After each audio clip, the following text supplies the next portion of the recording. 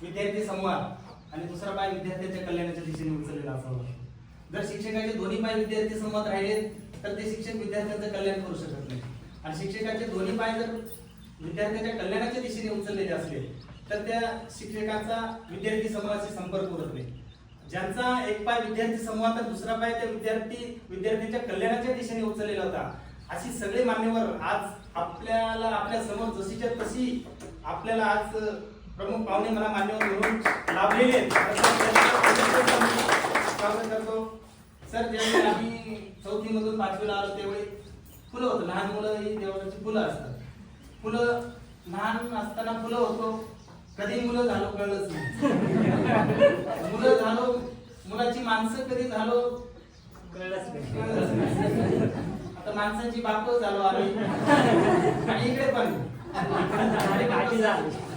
कधी मुलं होतं, कधी मुली झाल्या कळलंच नाही. मुलींच्या कधी बाया झाल्या, मुली झाल्या हे कळलं, पण मुलींच्या कधी बाया झाल्या हे कळलंच नाही. बरं, बाया झाल्या हे कळलं, पण कधी आया झाल्या हे कळलं. बरं, आया झाल्या हे कळलं, पण वरमाया कधी झाल्या हे कळलं नाही. आता ते आतमध्ये सांगितलं तिला नातू आहे, ज्युनियर होते आठवीमध्ये, ती आता सिनियर झालेली आहे. तर असा आमचा प्रवास एकंदरीत आलाय. आणि मगाचपासून मला विद्यार्थी मित्रांनो मला एक प्रश्न पडलाय. सर, माझं लग्न झालं 2011 ला. झालं, आता मी तुम्हाला सांगितलं पुरावा झालं 2011 तर 2000 माझी सासरवाडी मालेगावची सोयगावची. तर लग्न झाल्यानंतर तिकडे जाण्याचा बऱ्याच वेळा योग आला. काय होतं की नातेसंबंध ज्यावेळी जुळतात त्यावेळी गावापेक्षा पावलं सासरवाडीकडे तर तिकडं बऱ्याच वेळा जाणं आलं माझं. तर काय होतं की तिथं एक परिसर आहे मोसम पूल. तर त्या मोसम पूलवरती 2 महापुरुषांचे पुतळे, एक छत्रपती शिवाजी महाराजांचा, दुसरा महात्मा फुलेंचा. तर 2011 मध्ये ते पुतळ्याचं मी ज्यावेळी निरीक्षण केलं ते एकदम काळे करकरीत, एकदम असं कलर एकदम त्याचा उठावपणे दिसायचे, नाही का. निर्जीव मूर्ती आहेत त्या, निर्जीव आहेत. कलर गेला म्हणून त्यांचा काही इतिहास कमी होत नाही, त्यांचं शौर्य कमी होत नाही. पण एक शब्द लक्षात घ्या, निर्जीव. हा, तर त्या निर्जीव मूर्त्या आहेत. तर त्याच्यानंतर 2015 मध्ये मी बघितल्या त्या मूर्त्या थोडासा कलर डाऊन झाला होता, म्हणजे तो तजेलदारपणा त्या मूर्त्यांमध्ये राहिला नव्हता. 2019 मध्ये पाहिलं पुन्हा थोडासा कलर त्याचा डाऊन झाला. 2025 मध्ये पाहिलं तर पहिल्यासारख्या त्या मूर्त्या दिसत नव्हत्या. एवढं नक्की की पहिल्यासारख्या त्या मूर्त्या आता दिसत नाही. तो कलर, ते ताजेतवानापणा, ते टवटवीतपणा तो आता दिसत नाही. पण मला तो प्रश्न पडलाय की निर्जीव असलेल्या मूर्त्या 25 वर्षानंतर जशाच्या तशा दिसत नाही, तर इथं जिवंत हाडा मासाची ही सगळी माणसं 25 वर्षापूर्वी जशी बघितली होती ही तशीच्या तशी दिसतात. म्हणजे याचं रहस्य काय?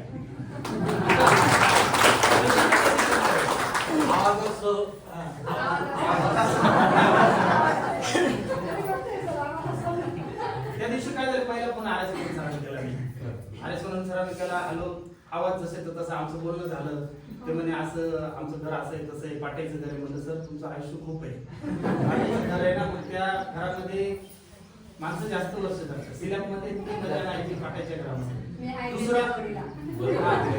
दुसरा फोन केला, ते अशा व्यक्तीला फोन केला की मला त्यांना म्हणायची वेळ आली नाही की तुम्ही ते सर बोलतायत का म्हणून.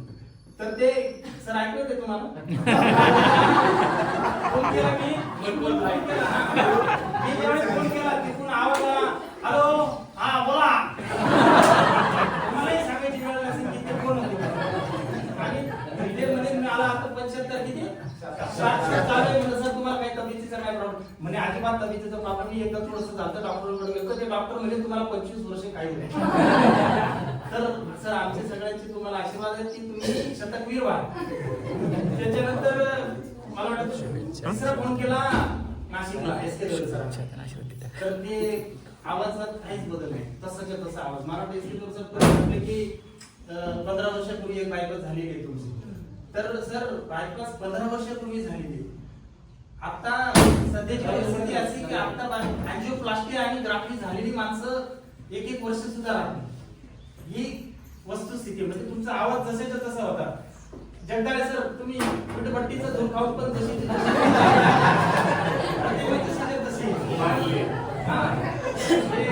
सगळं तसे. त्याच्यानंतर एंटीरियर सर,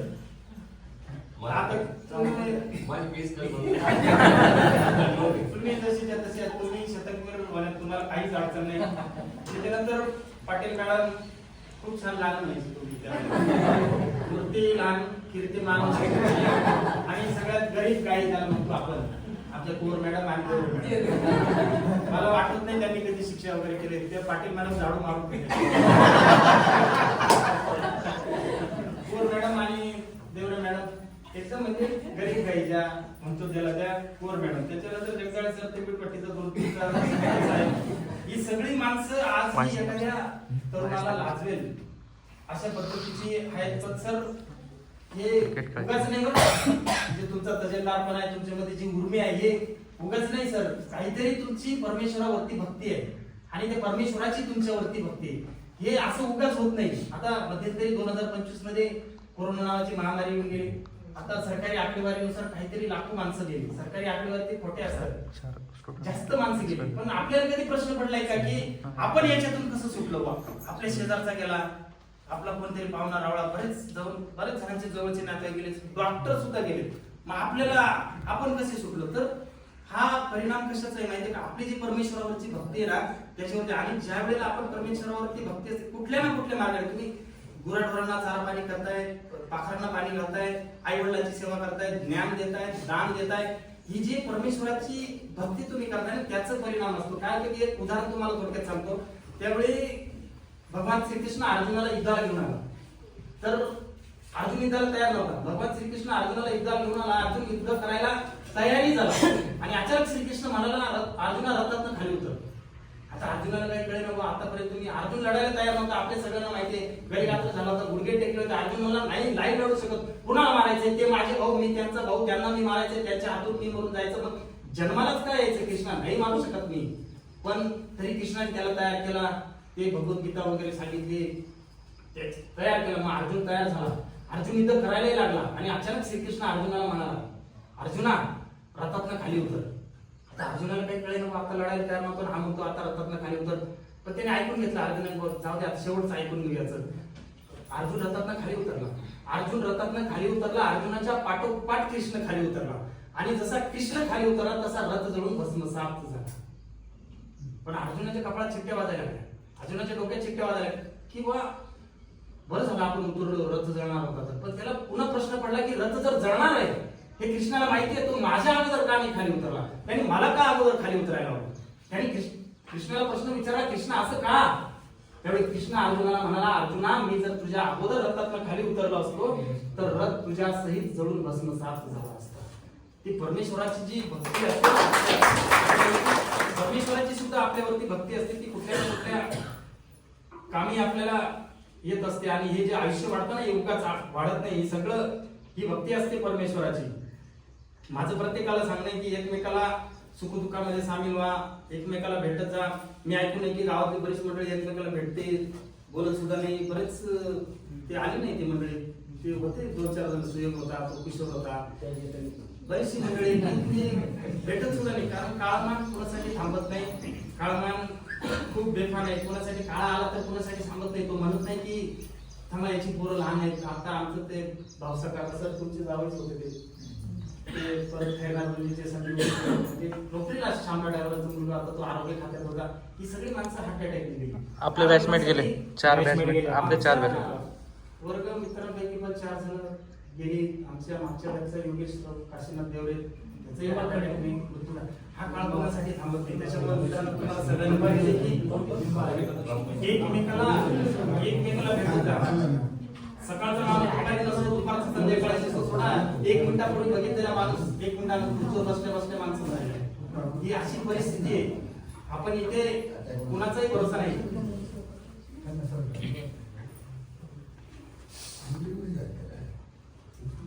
आणि जुन्या भेटी झाल्या जुन्या की थोडं मन मोकळं होतं एकमेकांना थोडासा दिलासा येतो. कारण काय होतं की आटून गेलेल्या डोळ्यांना दाटून सगळं आठवतंय आटून गेलेल्या डोळ्यांना दाटून सगळं आठवतंय. वर्तमान काळ पुन्हा भूतकाळाला पत्र पाठवतंय म्हणजे भेटल्यावर हे सगळ्या गोष्टी आठवतात थोडा आनंद निर्माण होतो. आयुष्य वाढायला ह्या सगळ्या गोष्टी कारणीभूत असतात सर. उगाच आयुष्य वाढत नाही. या सोनल सर तुम्ही आम्हाला 5वीला होता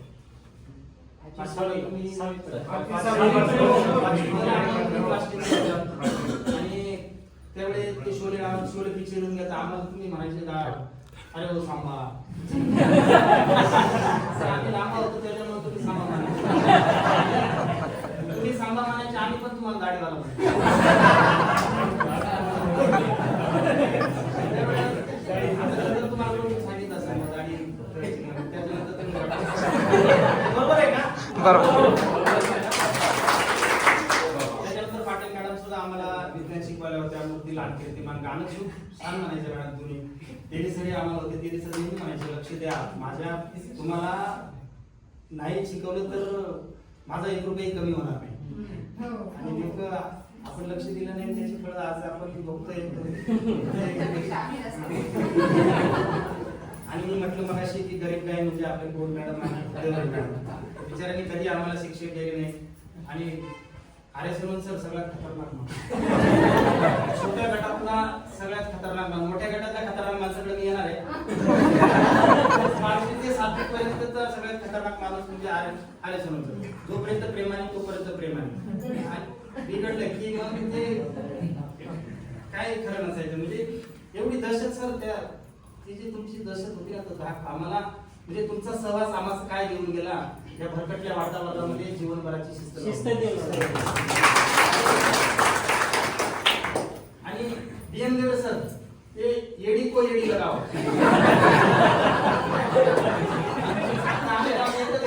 आता म्हणले येडी, बरं एक येडी को येडी लगाव. त्यानंतर कळालं की येडी येडी म्हणजे असं काय म्हणतात, काय नंतर लक्षात. त्यावेळेला आम्ही फारसं लक्ष देत नव्हतं. आता वायस निकम सर, वायस निकम सर ते आपलाच माणूस होते. ते काय त्यांनी कधी आम्हाला त्रास दिला नाही, आम्ही त्यांना कधी त्रास दिला नाही. आता येऊन निकम सर आले, त्यांचा त्रास झाला की ते वर्गात आले काठी घेऊन, ते बोरो बोरो बोरो बोरो सगळ्या पोरीच्या पिशव्या सापडायची. आणि ते प्रतिज्ञा चालू राहिली तर आमचं मिथून होता. प्रतिज्ञा संपली की ते खतार के साथ फैल जाओ म्हटलं. आता मला ते खतार के साथ फैल जाओ, वाटी तो मिनिंग ऑफ खतार के साथ फैल जाओ अजून कळलं नाही सर. त्यानंतर तुम्हाला विचारतो. ते म्हटलं की म्हणजे ते म्हटलं की ज्यांनी ज्याच्या त्याच्या वर्गात जायचं, ते म्हणत नाही तोपर्यंत हे माशी उठायचे. काल ना आलेले पळून गेलेले थांबा. आणि बाकीचे सगळे पटकन त्या स्टाफ रूम मध्ये जाऊन शिडी घेऊन फटाफटा ते जे रेग्युलर विद्यार्थी वर्गात पोहोचत ते तोपर्यंत आम्ही येऊन पोहोचायचो. त्याचं नाम होता. पाऊस पडला कांदे लावायचे, दांडी घरी कोणी नाही, दांडी बाजी कापायची. ते असं सगळं व्हायचं. मोरे सर सगळ्यापेक्षा सगळ्यात गरीब माणूस मोरे सर. आम्हाला काही म्हणायचे नाही तुम्ही, पण कधी कधी चिडले का आमचा हा राहुल आले नावाचा विद्यार्थी एकदम सायलेंट कॉमेडी केलं ना. ज्यावेळी मोरे सर ते प्रयोगशाळेत घेऊन जायचे ना, ते काहीतरी साबणाची वडी घेऊन घालून ते याच्यामध्ये ते भांड्यामध्ये टाकायचं. आणि ते पडीत पिऊन होते, ते खतरनाक. ते टाकलं की तो हळूच म्हणायचा शिरावर आणायचा. अशी असायची की जैसे कोणी म्हणणार नाही हा बोलला म्हणून.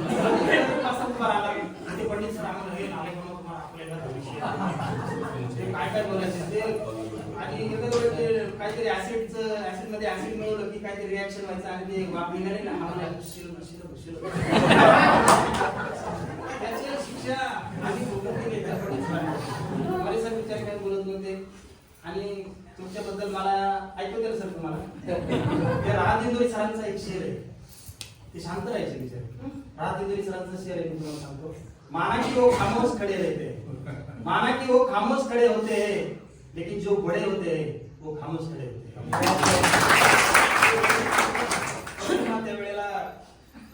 त्यावेळेला होती. त्याच्या पुढचं विखे पाटील सर आणि बच्चव सर आपल्याला नाही. त्यांच्या आठवणींना उजाळा बच्चव सर आहे.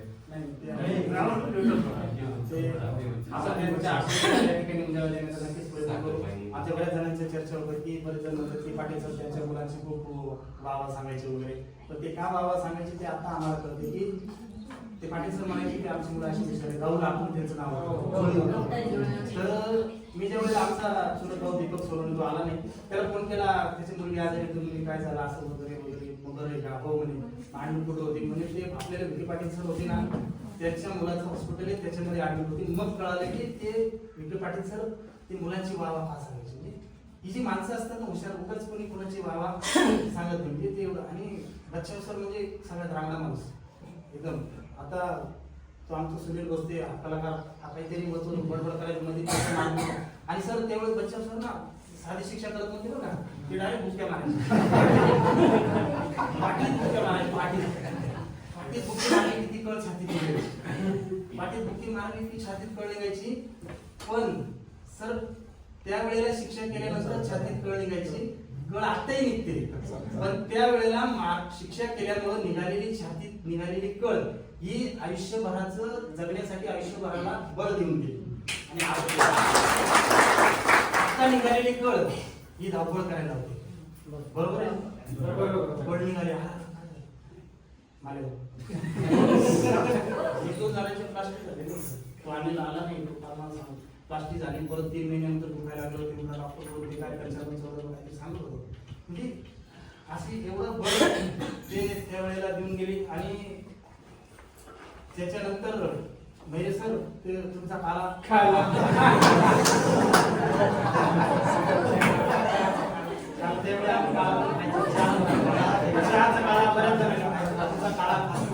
आम्ही इथपर्यंत पोहोचलो. आणि बरं आहे आमचं सगळ्यांचं तुमच्या. आणि त्याच्यानंतर शैक्षणिक जीवनातला सगळ्यात खतरनाक माणूस आणि आम्हाला आतापर्यंत लाभलेला सगळ्यात विलन जर म्हटलं तर ते म्हणजे एस टी सर. त्यांचा तास म्हणला की नोकरी काय माहिती सर ते किती राहायची. ते आले ग्रुप वाट करून नसला छेड्यांना काही माफ नाही बरं का. ते आले असा हात धरला का अभ्यास केला लाल होऊन जायचं. आणि ते पूर्ण लाल होऊन जायचं. आणि ते जर शिकवायला लागले 1+1 = 2, 2+2 = 4, 63 + 63 = 2. कोणीच काय म्हटलं नाही. ज्याला येत असं तरी खाली बसा. 40 मिनिटाच्या पिरियड मध्ये 10 वेळा प्रश्न विचारून 40 विद्यार्थ्यांना 10 वेळा शिक्षा देणारा माणूस शिक्षक म्हणजे एस टी. आणि उत्तर साहेबराव उत्तर चुकलं तरी शिक्षा आणि बरोबर आलं तरी शिक्षा. आम्हाला बरोबर उत्तर येतच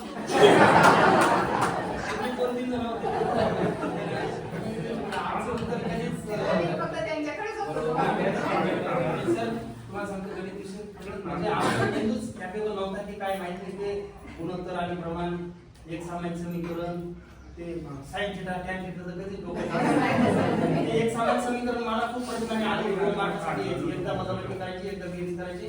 ते उत्तर आले बेरीज करायची. ते परीक्षेत आलंच नाही. पण सर ते आता काही बरेच लोक म्हणतात बघा साइन थिटा कॉस थिटा आपल्याला आयुष्यात कधीच उपयोगात आला. बरेच जण म्हणतात. पण सर आम्ही ऑटोमोबाईल इंडस्ट्रीमध्ये काम करतो. आमचं समाधान पण करतो. जेव्हा ड्रॉइंग येतं ना मग तिथं असं चार्टर दिलेला असतो 30°/2 mm. मग 30°/2 mm tan 30 × 2 केलं की त्याचं उत्तर येतं. म्हणजे हे बाजूची लांबी किती आहे हे त्याच्यावरून येतं. आणि डायमीटर म्हणजे व्यास आणि त्याचं सेंटर म्हणजे केंद्रबिंदू. हे आता कळायला सर मी माझं मोठेपणाने सांगतो. बरेच लोक हे सजेस्ट मी आता सगळं एक विदाउट ऑटोकॅड न वापरता या सगळ्या गोष्टी मी करत असतो. त्याच्यामुळं ते आता का व्हायला उपयोगात आलं. पण त्यावेळेला मला ज्यावेळेस सामान्य परीक्षा झाली त्यावेळेला मला वाटतं की काल सरांनी मार्क सांगितलं होते की आम्हाला प्रत्येक बरेच 1-2 जण सोडले ना असं मला राकेश 2 मार्क सर. त्यावेळेला तुम्ही मला आठवले की तुम्ही सांगितलं होते की असं आठवलं की तुम्ही म्हटलं की माझी इतकी शेती तुमच्याकडे कोणी नाही असं काहीतरी वाक्य होतं. लक्ष द्या अभ्यासात, लक्ष द्या. 2 मार्क सरांच्या डोळ्यातून असं सुद्धा आलं. ते खूप वाईट वाटलं ते.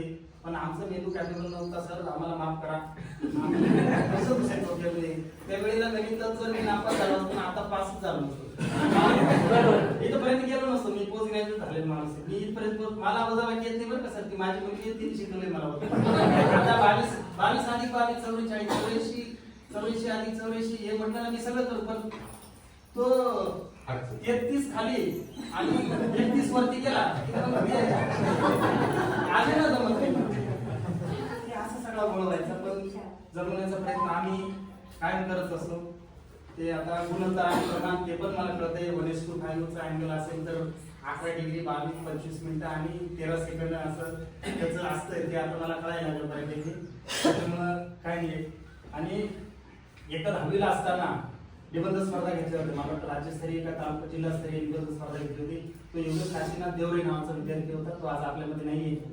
तर त्यांनी निबंधामध्ये लिहिलं होतं आणि मला वाटतं त्याचा उल्लेख हरिसोनाचा तुम्ही केला होता की एस.के. देवरे सर म्हणजे चालतं बोलतं कम्प्युटर आहे. म्हणजे ज्या वेळेला मुले शिक्षणाचा तास असायचा कोणी बोलायचं नाही त्यावेळी एस.के. देवरे सर आहे. जिथं कमी तिथं आहे अशी म्हणजे ते वक्तृत्व सर तुमचा कुठंतरी मला आदर्श आहे. मी पण आता बऱ्यापैकी वक्तृत्वामध्ये बोलतो, बऱ्याच ठिकाणी व्याख्यान वगैरे देतो, कविता थोड्या करतो. दिसतो सर.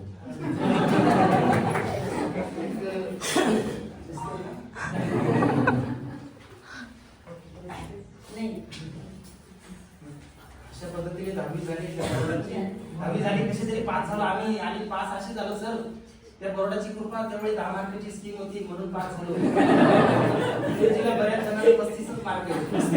35 म्हणजे ते होते किती वरील 25 बोर्डाचे 10. त्या कृपेने आम्ही सगळे पास झालो. त्याच्यानंतर 12वी मेशीला झाली आणि अगदी खडतर असा प्रवास होता. दुखलं कुठलं तरी काही वाटत नव्हतं. म्हणजे तू जे दगडाला घडवण्याचं काम म्हणजे अपमान पचवायची जी ताकद होती ना मित्रांनो ती या शाळेने आपल्याला निर्माण करून दिली. आता सर खर्चटलं वगैरे त्यावेळेला काही वाटत नव्हतं नाही का. दुखलं खुपलं आणि आता कुठं तरी दुखलं खुपलं आले थोडं कोणी म्हटलं ना अरे अरे कसं झालं नाही ते नाही ऐकावं वाटत आपल्याला. नको वाटतं तो जिव्हाळा. म्हणजे माझ्या 2 ओळी सांगतो. ठेचाळल्या पायाला आता जिव्हाळा नको वाटतो. ठेचाळल्या पायाला आता जिव्हाळा नको वाटतो. बराच तो आपला उन्हाळा आता पावसाळा नको वाटतो.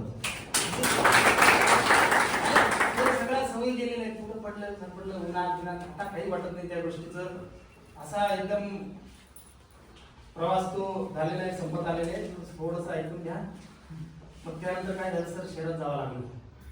शहरात इच्छा नसताना माणसाला जावं लागतं. परिस्थितीमुळे शहरात जावं लागतं. काय होतं की परिस्थिती ही माणसाच भाग पाडते. तोडून नाळ गावची शहरात जाते.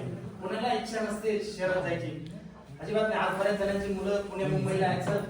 तर तुमचे पण योगेश पुण्याला आहे. बऱ्याच जणांची आहे काहींची जाणार आहेत. तर एक आणि चांगल्या हुद्द्यावर आहेत, चांगला पगार आहे. पण सर ही अभिमानाची गोष्ट तुमच्यासाठी. कधीतरी त्यांच्या डोक्यावर हात ठेवून विचारा बाबा तुला इथं करमतंय का, तुला इथं जमतंय का, तुला रमतंय का मन. बघा नाही म्हणून उत्तर येईल. शहरातलं वातावरण रस्त्याने माणसं पडलेली असतात. ऍक्सिडेंट कुठे पडतो, रक्त सांडलेला असतो. तो माणूस वेदनेने उडत असतो. माणसं थांबत नाही. जी थांबते ती व्हिडिओ शूटिंग करत असतात. म्हणजे शहरात एवढं थोडा साधा ऍड्रेस तुम्हाला कोणी सांगणार नाही तिकडं. जर समजा तुम्हाला कोणीतरी सांगितलं एस.के. तुमचं नाव आपण तुम्हाला सांगितलं एस.के. देवरे सर पुण्यात राहतात. त्यांनी सांगितलं की पुण्यात मी शास्त्री चौकात राहतो. बरोबर आपल्याला माहिती आहे की एस.के. देवरे सरांकडे जायचंय. ते शास्त्री चौकात राहतात पुण्याला. आपण गेलो इथून एसटी बसने गेलो समजा शिवाजीनगरला उतरलो किंवा स्वारगेटला उतरलो आणि स्वारगेटला उतरलं तुम्हाला वाटतं कोणाला विचारतो शास्त्री चौक कुठे. तुम्ही जर पुण्याच्या माणसाला जर विचारलं ना की तो एक तर तुमच्याकडे बघणार नाही पहिली गोष्ट. तो त्याचं काम करत आहे. तुम्ही हो शास्त्री चौक कुठे, कुठला शास्त्री चौक, गुरारपेठ, रविवारपेठ, शनिवारपेठ, सदाशिवपेठ, कुठला शास्त्री चौक. मग तुम्ही थोडं गडबडून तुम्ही आठवणार. तुम्ही जोपर्यंत आठवणार तोपर्यंत तो माणूस निघून गेलेला असेल ना त्या जागेवरून. तो माणूस तिथे नसतो. मग आपल्याला लक्षात येते सांगितले शास्त्री चौक हा सदाशिव पेठेतला शास्त्री. हा सदाशिव पेठेतला शास्त्री. हा अहो दुसरा माणूस येणार नाही. सदाशिव पेठेतला शास्त्री चौक. हा इथून उजवीकडे जायचं तिथून डावीकडे वळायचं. कुठला दुसरा 2 नंबरच्या ब्रिज वरून गोल सर्कल मारून राईट जायचं. आता गावाकडच्या माणसाला ते थांबत नाही. आणि परत तुम्ही तुम्हाला एकदा कळते का नाही उजवीकडे डावीकडे 2 नंबरचा ब्रिज सर्कल मारून राईटला. बरं कसा तरी माणूस पोहोचला. कसा तरी माणूस तिथं पोहोचला आणि तिथे वॉचमॅनला विचारलं की एस.के. देवरे कुठे राहतात. कोणते एस.के. देवरे, टोपीवाले बिगर टोपीवाले.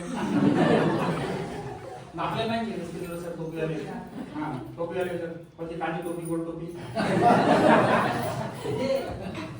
हे सगळं असं प्रवास कसं तरी भेटलं. मग ते वाचलं मग ती 4 नंबरची बिल्डिंग ए विंग मध्ये 45 समजला ती वरती असं करून ती टोपी उडून आपल्या गावाकडचा माणूस गेला आणि लिफ्ट मध्ये बसलो बंद पडली दरवाजाच नाही उघडला. तर हाय शहरातलं वातावरण असं सगळं असं आहे. मग त्यामुळं एक आमच्या मित्राची खूप मग गाव आठवतं आपल्याला. हे सगळं तिकडचं बघितलं ना गाव आठवतं.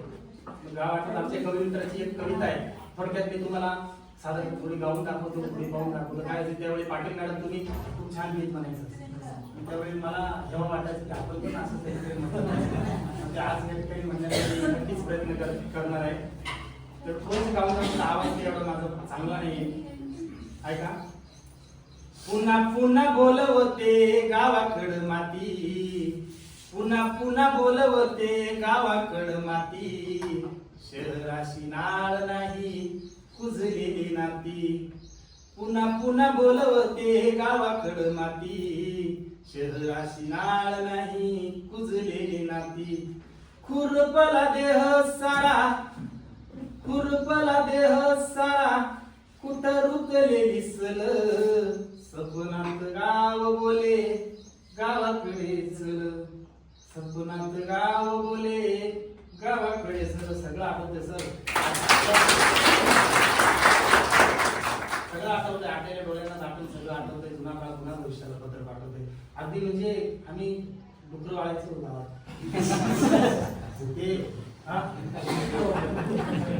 त्यावेळेला आणि ते मराठी मराठीचे वडा लोक यायचे. आमचं काय असायचं पॅन्ट ती घालची, आपण पॅन्ट ती घालची गडोडा आणि ते पार्टी लावली लावला आणि तिकडं राहायची, तिकडं घातलेली राहायची. शर्टाची दोनच बटन, खालचं वर वरचं खाली. त्या लोकांना वाटायचं हे आपल्यातच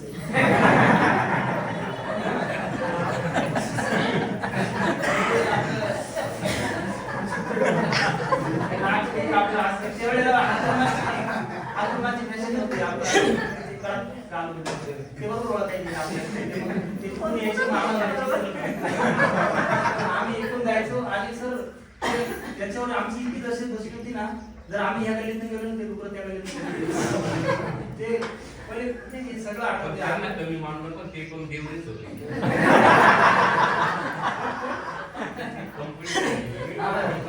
त्यांचे हाताने देवरेच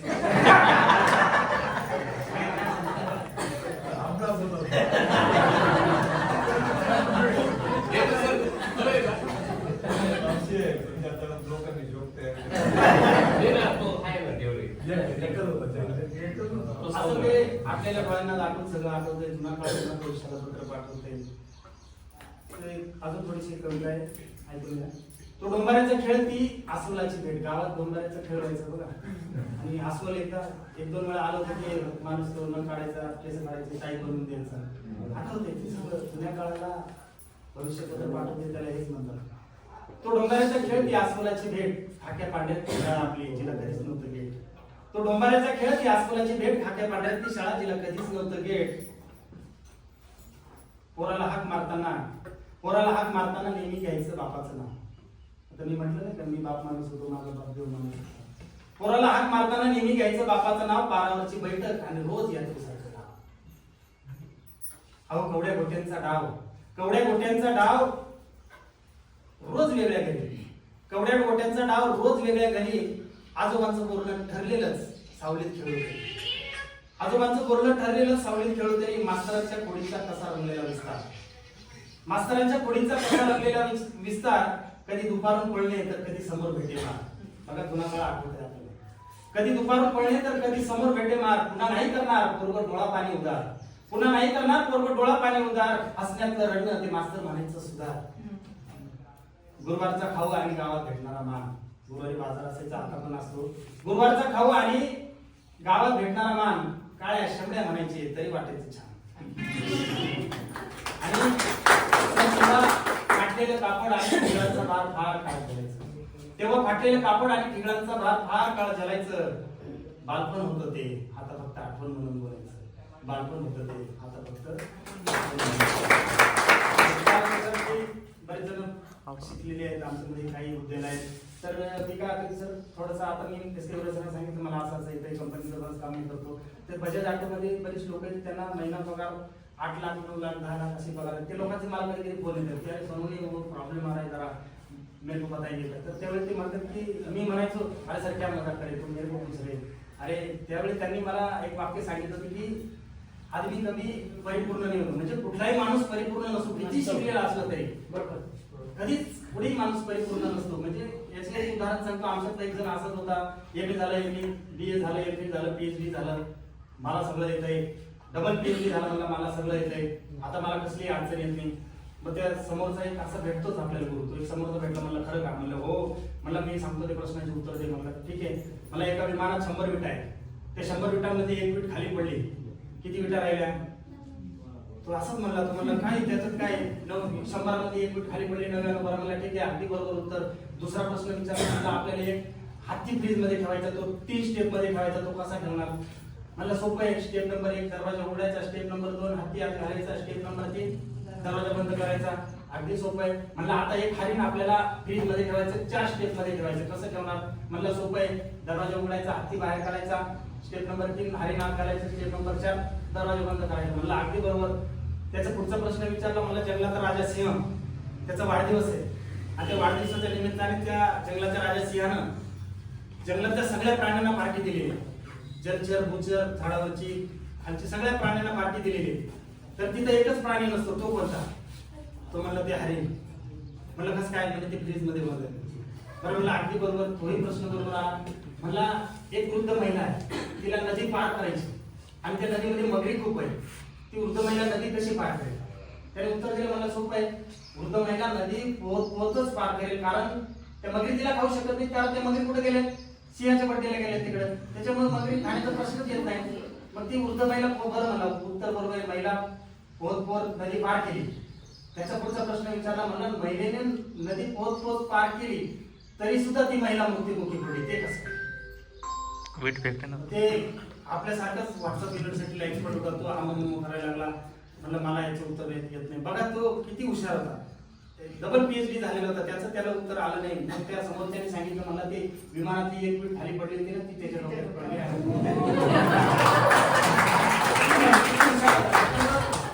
सांगतो की कोणीही परिपूर्ण होऊ शकत नाही. आता कोणी प्रश्न विचारला मला की तुमच्यासाठी शाळा काय होती, शाळा तुमच्यासाठी काय, किंवा शाळेसाठी तुम्ही काय, तर मी एक दोन ओळी सांगतो की